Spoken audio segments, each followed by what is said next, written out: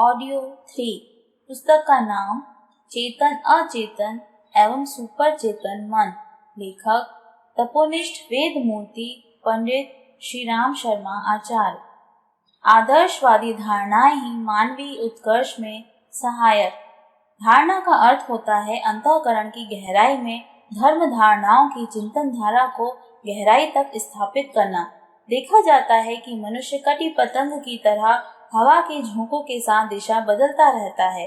शरीरगत वासनाएं और मनोगत तृष्णाएं ही हर घड़ी सवार रहती हैं। उन्हीं की पूर्ति के लिए निरंतर ताना बाना बुनने में लगा रहता है। उन्हीं के लिए खटता पिसता रहता है। कुछ सफलताएं विशेषताएं उपलब्ध हुई तो अहम्यता का भूत सवार होता है। दूसरों पर दर्प जमाने के लिए ठाट बाट रोकता और अपव्यय तथा आतंक की नीति अपनाकर अपने को बड़ा सिद्ध करने के प्रयासों में लगा रहता है। इन्हीं विडंबनाओं से उलझते सुलझते जीवन का अंत हो जाता है। जिनकी अपनी निजी धारणाओं में विवेकशीलता जुड़ी हुई है, ऐसे कम ही लोग दिख पड़ते हैं। अधिकांश तो लकीर के फकीर होते हैं, प्रचलनों का अनुकरण करते रहते हैं। कुरीतियां चाहे कितनी ही अहितकर और अनुपयुक्त क्यों न हो, सभी साथियों के द्वारा अपनाए जाने पर अपने लिए भी अनुकरण का विषय बन जाती हैं। अनुकरण प्रियता मनुष्य का स्वभाव है, पर इस क्षेत्र में भी यह सोचा जाना चाहिए कि किन्हें दृढ़ता पूर्वक अपनाया जाए और किन्हें उथली दृष्टि से देखा और उपेक्षा पूर्वक अपनाया जाए। जिन्हें महत्वपूर्ण माना जाए उन्हीं मान्यताओं के अनुरूप दृढ़ता पूर्वक अपनाया जाए। यह भी पूर्व निर्धारण के अभाव में ठीक तरह नहीं बन पड़ता। परिस्थितियों के अनुरूप सद्विचार ही नहीं, आचरण भी बदलते रहते हैं। अवसरवादिता ही नीति बनकर रह जाती है। बेपैंदी के लोटे की तरह जहाँ भी जिस प्रकार भी स्वार्थ सिद्ध होता दिखता है, उधर मुड़ लेते हैं। कुछ ही अच्छे आदमी अपने को बदल पाते हैं। वातावरण को अपने ढांचे में ढाल सकने की मनस्विता तो किन्हीं बिरलों में ही होती है। अधिकांश परिस्थितियों के अनुरूप अपना मन बदलते रहते हैं। तितली की तरह आकर्षण के प्रलोभन में इस फूल से उस फूल पर उड़ते फिरते हैं। उनका अपना कोई लक्ष्य निर्धारण या मंतव्य नहीं होता। इस प्रकार के व्यक्तियों की न कोई दिशा धारा होती है और न सुनिश्चित क्रिया पद्धति। परिस्थितियां ही उन्हें हवा के झोंके की तरह जहां तहां लिए फिरती हैं। ऐसी दशा में न कोई महत्वपूर्ण कार्य नियमित रूप से करते बन पड़ता है और न किसी सराहनीय सफलता का श्रेय उन्हें मिल पाता है। प्रेरणाएं अंतःकरण में उभरती हैं, उन्हीं के आधार पर विचारना काम करती है, योजना बन पड़ती है और इच्छा की पूर्ति करने के उद्देश्य से क्रिया चल पड़ती है। इसलिए इच्छाओं की पूर्ति ही जीवन का स्वरूप बनकर रह जाती है। परिस्थितियों के साथ तालमेल बिठाकर व्यक्ति स्वार्थ साधना के प्रयत्नों में लगे रहकर अपनी आयुष्य बिता देता है। उसके कोई निज के उद्देश्य नहीं होते। फलता कुछ क्रमबद्ध रूप में करते धरते भी नहीं बन पड़ता है। इस स्थिति को एक प्रकार से निष्फल जीवन ही कह सकते हैं। जितनी महत्वपूर्ण क्षमताएं उसे उपलब्ध हुई हैं, उसकी तुलना में शतांश भी वैसा कुछ नहीं होता जिस पर कि संतोष किया जा सके, उत्साह पूर्वक जिसका उल्लेख हो सके। इस उथले स्तर के जीवन यापन के पीछे एक ही कमी काम करती रही है, वह है अंतःकरण में आदर्शवादी आस्थाओं का अभाव। यदि उपलब्ध सुदुर्लभ अवसर का महत्व समझा जा सके और उसे महत्वपूर्ण कामों में लगाने का निर्धारण किया जा सके, तो फिर आदर्शों की उत्कृष्टता से अंतराल को सराबोर करने की बात ही प्रमुखता से मन में आती है। इसके लिए उसी स्तर का स्वाध्याय, सत्संग, वातावरण एवं सहयोग तलाशना पड़ता है। इस घेराबंदी से ही किसी उच्च स्तरीय दिशा धारा को दृढ़ता पूर्वक अपनाने का मन बनता है, संकल्प उभरता है, मार्ग बनता है और उस पर दृढ़ता पूर्वक चल पड़ना संभव होता है। अन्यथा मन की चंचलता ही प्रधान बनकर रह जाती है। उस बंदर वृत्ति से कौतुक कौतूहल ही होते रहते हैं। कुछ ऐसा नहीं बन पड़ता जिसे अनुकरणीय कहा जा सके, सराहा जा सके और उसका अनुकरण करके किसी के मन में उमंग उठ सके। मनुष्य जीवन महान सृजिता की महान कलाकृति है। उसे पेट प्रजनन जैसे पशु प्रयोजनों में ज्यों त्यों करके पूरा कर लेना ही वह कार्य नहीं है जिसे कर्म योग कहा गया है और जिसके द्वारा कर्मरत होते हुए भी चरम लक्ष्य तक पहुंच सकना संभव हो सकना बताया गया है। शारीरिक कृत्यों का स्वरूप दृष्टिगोचर तो होता है, प्रस्तुत की गई घटनाओं का वर्णन होता है, पर पर्दा उठाकर देखा जाए तो प्रतीत होगा कि घड़ी के अनेक पुर्जे जो एक दूसरे के सहयोग से कार्यरत हो रहे हैं, उसके पीछे फिनर वाली चाबी ही काम करती है। चाबी भरी होती है तो घड़ी के पुर्जे चलते रहते हैं, अन्यथा वे भावनाओं की व्यापक प्रेरणा के अभाव में शिथिल पड़ते बंद हो जाते हैं। आगे धकेलने का जो काम फिनर वाली चाबी काम करती है, उसी प्रयोजन की पूर्ति मानव जीवन में धार वालों संकल्प वालों के द्वारा बन पड़ती है। आदर्शवादी उन मान्यताओं को धर्म धारणा कहते हैं जो निश्चय से पूर्व ही उसकी गहराई पर गंभीरता पूर्वक विचार करें, सभी शंका कुशंकाओं पर विचार कर लें, आगा पीछा सोच लें, किंतु जब निष्कर्ष निकाल ही लिया जाए तो उसे सुदृढ़ विश्वास के रूप में हृदयगम किया जाना चाहिए और उसकी पूर्ति के लिए जितना भी बन पड़े नित्य कुछ न कुछ करना चाहिए। विश्वासों को क्रिया से बल मिलता है, अन्यथा प्रयोजन में न आने वाले विचार कल्पना मात्र बनकर पक जाते हैं और प्रवाह के साथ जिधर से तिधर चले जाते हैं। स्थायित्व लाना हो, मंतव्य सुनिश्चित और सुदृढ़ करना हो तो आवश्यक है कि संकल्प को सदा ध्यान में रखा जाए और उन्हें कार्य रूप में परिणित करने का जो भी अवसर सामने आए उसे हाथ से न जाने दिया जाए। कर्तव्य ही स्वभाव का अंग बन जाता है तो आदतें उस प्रकार के क्रियाकलाप के लिए अवकाश भी प्राप्त कर लेती हैं और अवसर भी निकाल लेती हैं। व्यक्तित्व को विश्वास बनाते हैं। यो अधिकांश लोग अनास्थावान होते हैं। वे तार्किक दृष्टि से किसी भी विषय का धुआंधार प्रतिपादन कर सकते हैं, पर जब उन्हीं सिद्धांतों को निजी जीवन में कार्यान्वित करने का अवसर आता है तो अपने ही प्रतिपादनों को भूल जाते हैं और वह करने लगते हैं जिन्हें वकालत के उभार में स्वयं ही खंडन करते रहे हैं। मान्यताएं भावना क्षेत्र की गहराई में उगती हैं, पर वे चिर स्थायी रहती हैं। वस्तुतः जीवन में जो कुछ महत्वपूर्ण है वह सब आस्थाओं के ऊपर निर्भर है। अपने को उत्कृष्ट, निकृष्ट, दुर्बल, सबल मान बैठना अपने विश्वास के ऊपर ही अवलंबित है। यायावर जीवन जीने वाले घुमत गाड़ी वाले अपने उस झर्रे को अपनाए रहकर दूसरों की तुलना में कहीं अधिक कठिनाइयां भोगा करते हैं, पर वे सुविधा साधन मिलने पर भी उस रीति नीति को छोड़ने के लिए तैयार नहीं होते। उनका कहना है कि वे मेवाड़ के राणा की संतानें हैं और जब तक दिल्ली पर राणाओं का झंडा न फहराएगा तब तक उसी स्थिति में भ्रमण करते रहेंगे। यद्यपि अब उसके उस स्थान का कोई तात्पर्य नहीं रहा, फिर भी विश्वास तो विश्वास जो रहा। कुमारियां अपना कौमार्य व्रत, विधवाएं अपना वैधव्य इसी आधार पर भली प्रकार से निभा लेती हैं।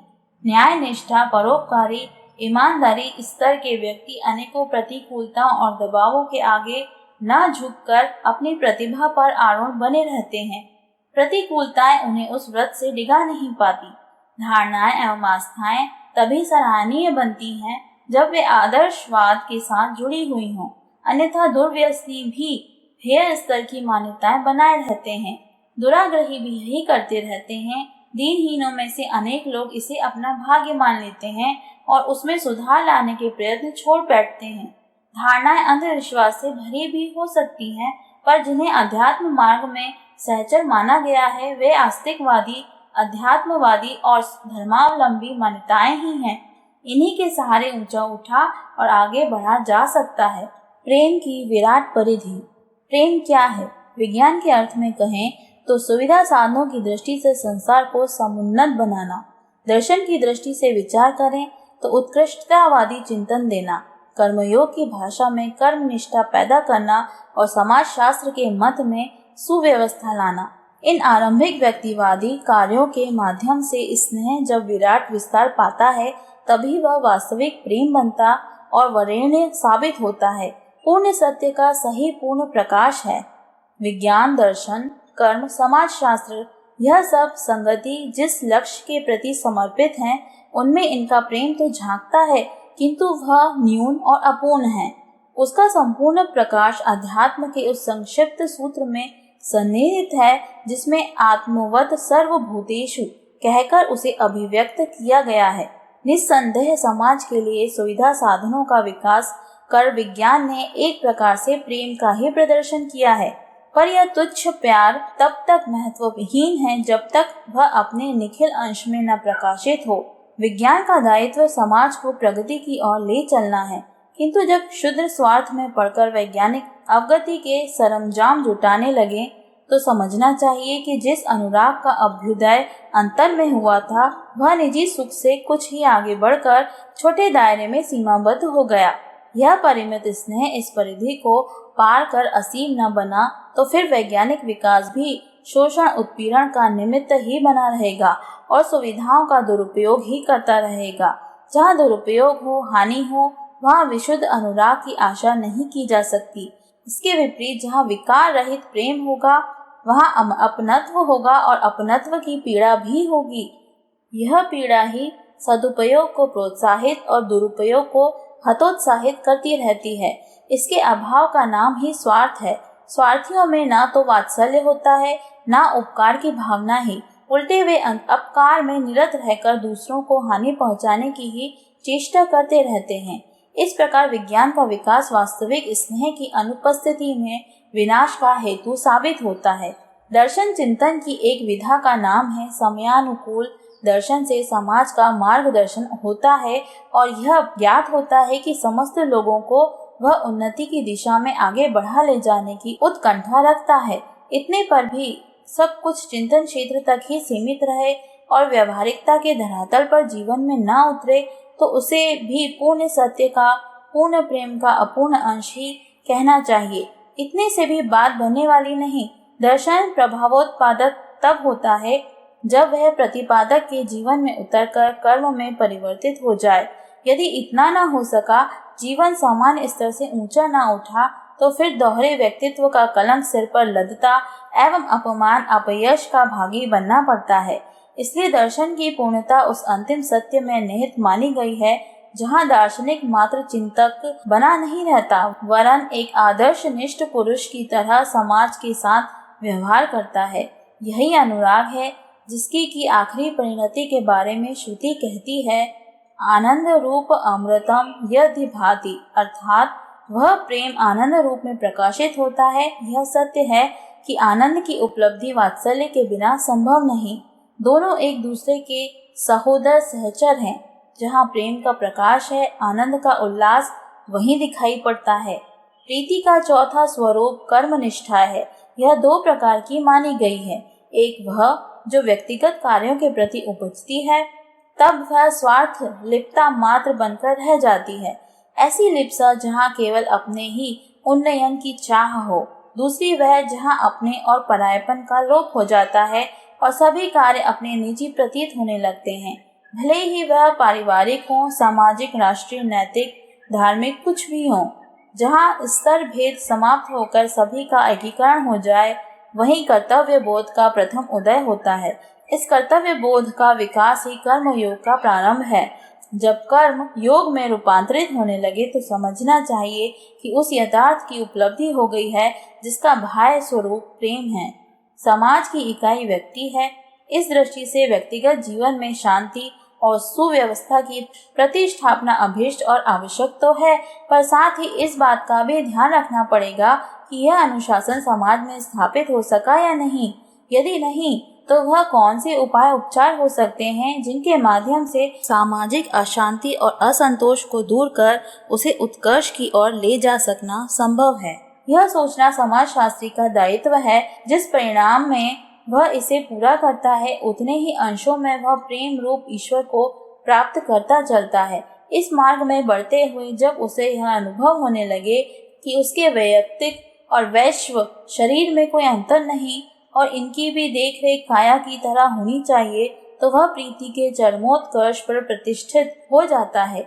यही पूर्णता प्राप्ति है। इस अवस्था में उसे निजी देह के कोश कोश, ऊतक ऊतक के बीच जिस प्रकार का जितना संतुलन सामंजस्य दिखाई पड़ता है, वही तालमेल वह इस विराट वैश्व देह के मानव और संस्था संगठन के मध्य स्थापित करने के लिए आकुल व्याकुल होने लगता है। यही वह अवस्था है जब परम सत्य वात्सल्य बनकर फूट पड़ता है। एकाकी व्यक्ति अपनी व्यक्तिगत जिंदगी में शांति और सुव्यवस्था अपनाकर प्रशंसा का पात्र तो बन सकता है, पर जिस यात्रा की शुरुआत परम तत्व की उपलब्धि कराने में सफल हो सकती थी, उसकी यदि इतिश्री निजी जीवन में मान ली गई तो समझना चाहिए कि पूर्णता की दिशा में बढ़ते कदम परमार्थ की दूरी नाप न सके और स्वार्थ सुख में उलझकर छितरा गए। इस दुर्भाग्य को सौभाग्य सुख में बदल सकना विराट स्तर पर किए गए प्रेम द्वारा ही संभव है।